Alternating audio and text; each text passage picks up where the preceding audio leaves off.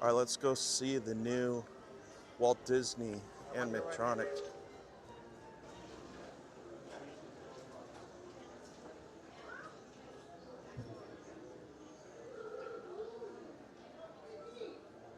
Wow, this is cool.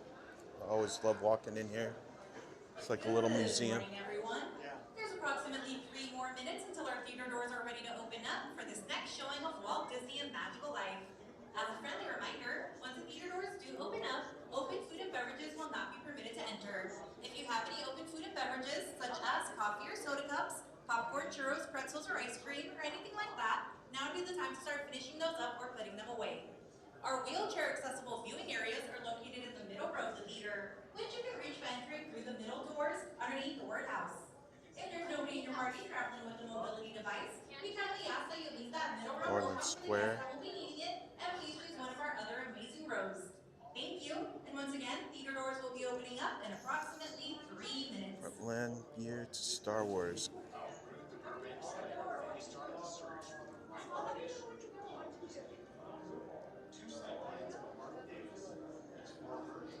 Adventureland.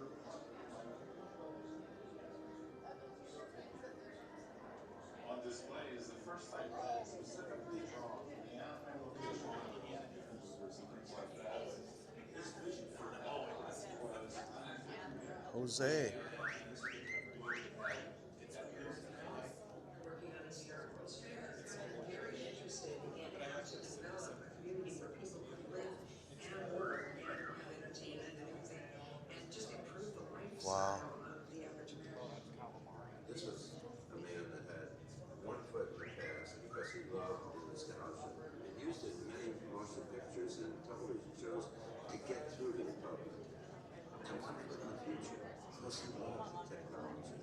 I can remember saying that, take this picture business. It's a standard that surprised people. Standard that enabled people to come and expecting something. Good idea. Giving them something immediately.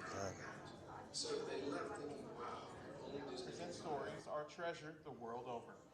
The tribute you are about to see is told in Walt's own words, from archival footage and audio recordings from throughout his storied career. Although the audio quality varies, we are so honored to be able to share these historic recordings with you today.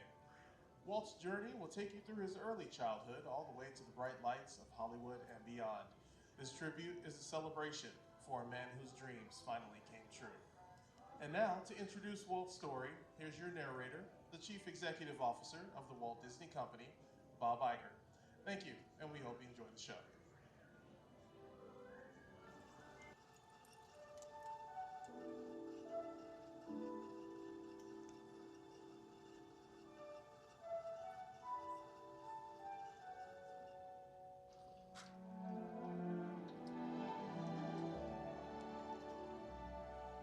They say that Hollywood is a town built on dreams, and one of its greatest dreamers was Walt Disney. His life was filled with both exhilarating success and heartbreaking setbacks. But he never gave up. He just kept moving toward that great big, beautiful tomorrow. The story of Walt's life is truly a magical one, and no one could tell it quite like Walt himself. My dad worked as a carpenter in the World's Fair building. He eventually ended up in Chicago as a contractor, and he was doing that when I was born, December 1901. But my dad made some money as a contractor, and he wanted to get back to the farm. They finally ended up buying this farm in Marceline, Missouri. It was a beautiful farm, but it was not the kind of farm to make a living on. Things got pretty tough on the farm, and my dad had a sickness. So my dad sold the farm, took the money, and went to Kansas City. And my dad bought this Kansas City Star route. And they gave me a route. I was about 9 or 10 when I started that. Winter, we'd go out at 3:30 in the morning right after a blizzard, or in a blizzard, or in pouring rain. It didn't matter. I did that for 6 years. It was tough. The constant hardship took a heavy toll on the Disney family. One by one, the children began to leave home. Then one day, Walt woke up to find his best friend, his brother Roy, had gone as well. So Walt did something that he would do throughout his life when things got tough. He took a chance. My brother had joined the Navy, so I wanted to join it. Well, I was still a year too young. I was 16. Finally, this kid come in to me very excited. He said, there's something just forming here that you and I can get in. I said, what is it? He said, an ambulance unit. I was in Paris, 3rd of September, when Pershing pulled off. Paris, which had been this exciting thing with all these soldiers and things, suddenly there wasn't a soldier to be seen. And I suddenly became very lonesome. So then I went in and put a request in to be discharged. Well, I hit Chicago. That's where my parents were living. And I said, Dad, I want to be an artist. And my dad, he just couldn't buy it. So I pulled stakes and moved to Kansas City. Roy was in Kansas City working in a bank. One of the fellows working with Roy said, say, I have a couple of friends that have an art shop. I went up to these samples, and there were all these corny things I'd done in France. Well, my gosh, they hired me. I mean, right on the spot. So I took the camera home, and then I started experimenting my own way. And then I went into this Kansas City Film Festival. So that was where I got started in the animation business. I was thinking if I had something with a novel twist, I might crack the market. But I still couldn't get anywhere with it. I failed. I learned a lot out of that. And I think it's important to have a good failure when you're young. So I packed all my worldly goods in a cardboard suitcase. I went to Hollywood. Arriving there with just $40 in my pocket from my Kansas City ventures. Now my brother Roy was already in Los Angeles. Both of us were unemployed. We solved the problem by going into business for ourselves. We established the first animated cartoon studio in Hollywood. Walt's dreams were finally coming true. He had his first big hit, Oswald the Lucky Rabbit. And he had married the love of his life, Lillian, an ink and paint artist at the studio who shared his dreams. Then he was dealt a devastating blow. On a business trip to New York City, he learned that he had lost ownership of Oswald due to a contract loophole. And to make matters worse, the distributor had signed away Walt's artists. Most people would have given up right then and there. Not Walt Disney. He sent a telegram to his brother Roy. Everything okay. And as he headed home to California, something happened along the way that would change things forever. Mickey Mouse came into our life. He popped out of my mind onto a drawing pad on a train ride from Manhattan to Hollywood at a time when the business fortunes of my brother Roy and myself were at lowest ebb and disaster seemed right around the corner. His first actual screen appearance was at the Old Colony Theater in New York in Steamboat Willie. He was the first cartoon character to express personality, and I thought of him from the first as a distinct individual. I did the voice. Hang on, pal, here we go.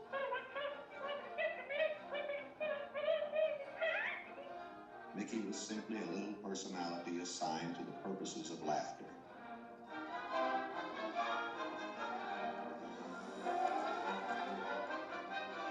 Mickey fitted the need exactly.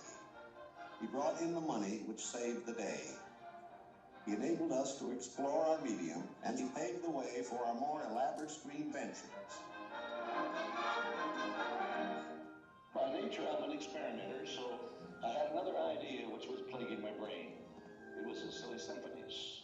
It was a series without a central character. Every one was a new type of subject to give us something to reach out and accomplish something different.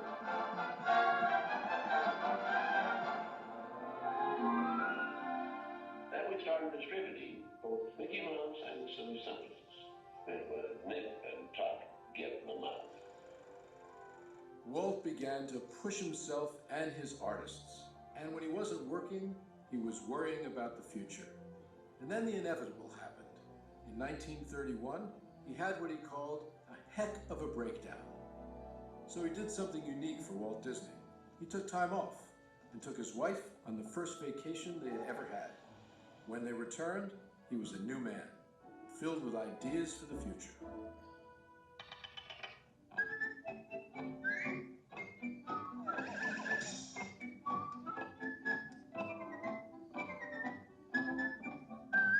I saw the handwriting on the wall there, because a short subject is just a filler on any program. Now, if I could crack the feature field, then I could do things. I had done a little story research on different fairy tales I might do, and Snow White was one of them. I thought it was a perfect story. I had the heavy. It's a magic wishing apple. Now, make a wish. I had the prince and the girl romance. I had the sympathetic dwarfs and things. We started Snow White sometime late 35, and it was around 2 years in the making. We had the family fortune, we had everything wrapped up in Snow White. In fact, the banker, I think, was losing more sleep than I was. We had a big premiere at the Carthay Circle Theater, big, grand Hollywood premiere.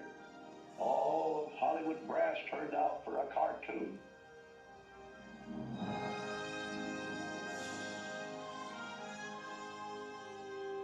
The Daddy of Snow White and the Seven Dwarfs is going to be presented this beautiful statue. Isn't it bright and shiny? Oh, it's beautiful. Aren't you proud of it, Mr. Disney? Why, I'm so proud, I think I'll bust. With the profits of Snow White, I built the studio.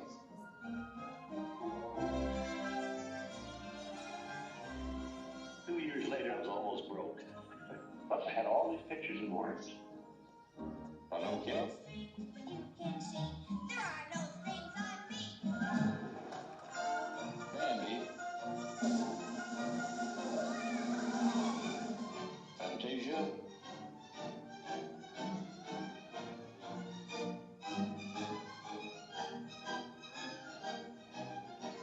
That was when the war came.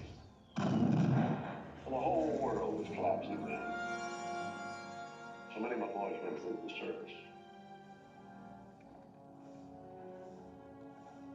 So I just practically stopped my feature production. That's all I could do. And after the war, there was quite a problem picking up the pieces. I knew that diversifying of the business would be the salvation of it. So I tried various things. I wanted to go beyond the cartoon. And I thought if I could get into the live end, that there's things I could do. Stand by, engines.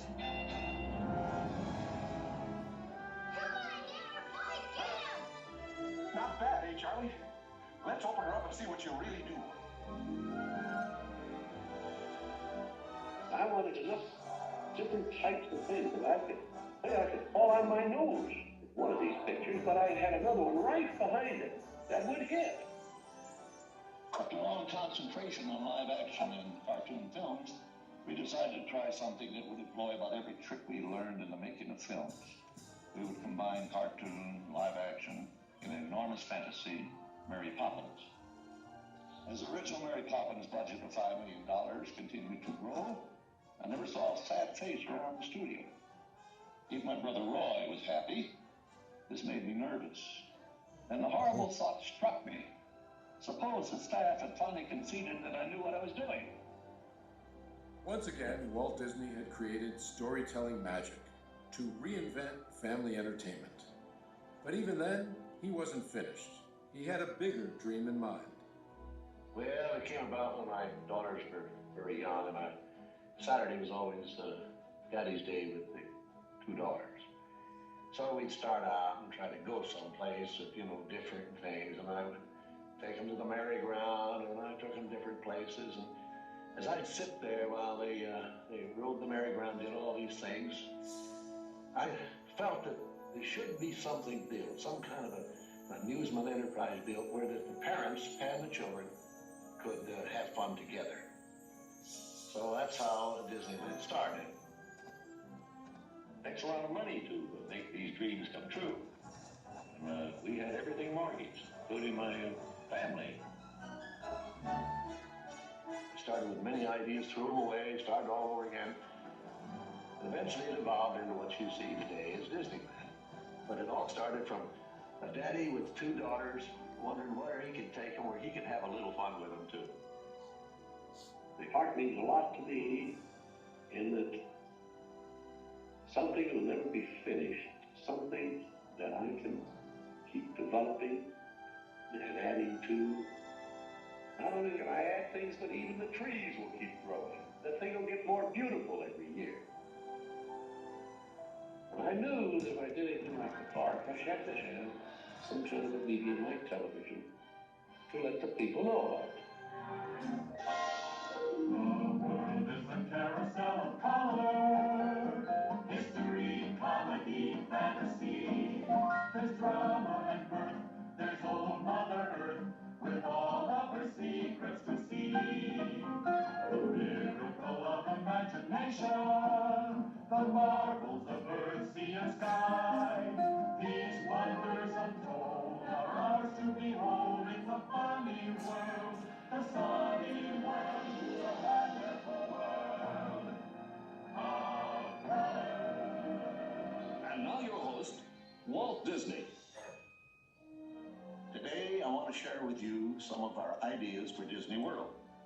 Here in Florida, we have something special we never enjoyed at Disneyland, a blessing of size.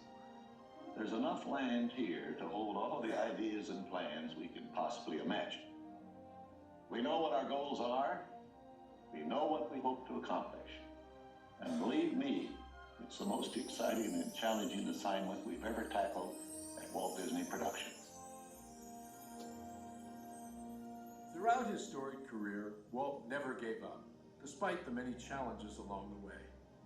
For his visionary work, he received hundreds of awards from all corners of the globe, more Academy Awards than any individual in history, and the Presidential Medal of Freedom for a lifetime of inspiring others. He created dreams that live on today for millions around the world. But with all of that, when asked to name his greatest reward, Walt's reply was surprisingly humble. Well, my greatest reward, I think, is that I've been able to build this wonderful organization, and also to have the public appreciate and accept what I've done all these years. That is a great reward. But all individuals are different. I had a brother who I really envied because he was a mailman. But he was the one that had all the fun. He had himself a trailer, and he used to go off and go fishing, and he didn't worry about payrolls, that story. He just had picture grocers or anything. And he was the happy one. And I always said, he's the smart Disney.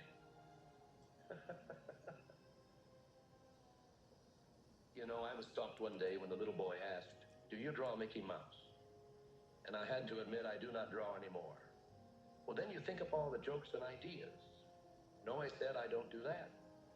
Finally, he looked at me and said, "Mr. Disney, just what do you do?" Well, I said, sometimes I think of myself as a little bee. I go from one area of the studio to another and gather pollen and sort of stimulate everybody. I guess that's the job I do. You know, there's a lot of satisfaction in developing ideas into realities, but there's really no secret about our approach. We keep moving forward, opening up new doors, doing new things, because we're curious. And curiosity keeps leading us down new paths. We're always exploring and experimenting. We're interested in doing things that are fun, in bringing pleasure and especially laughter to people. But I only hope that we never lose sight of one thing. It was all started by a mouse. Like a bolt out of the blue, fate steps in and sees you through. When you wish upon a star, your dreams come true.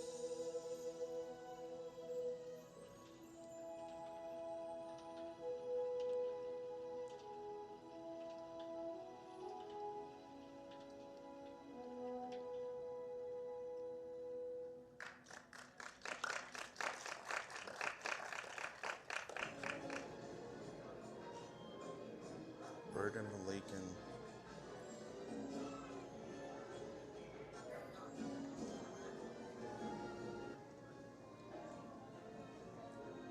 Young Lincoln.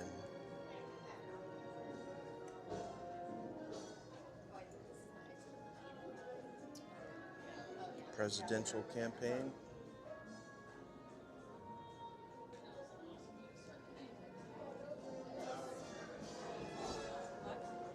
Mattercamp Matt's mural. He claimed it. He's renovating his house now so he can put this in his house.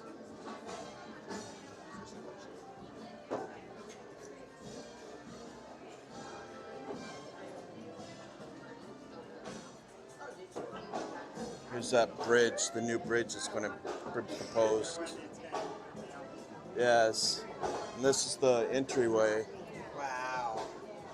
Mobile, it's nice. Yeah, because this is going to be Avengers Campus. I mean, Downtown Disney? no, this is where Avatar Land is going to be. Right there? Yeah, in that area. And that and Hollywood Boulevard. Pretty crazy. That's a lot to come. Yeah. First part of Disney Forward project, Disneyland expanding.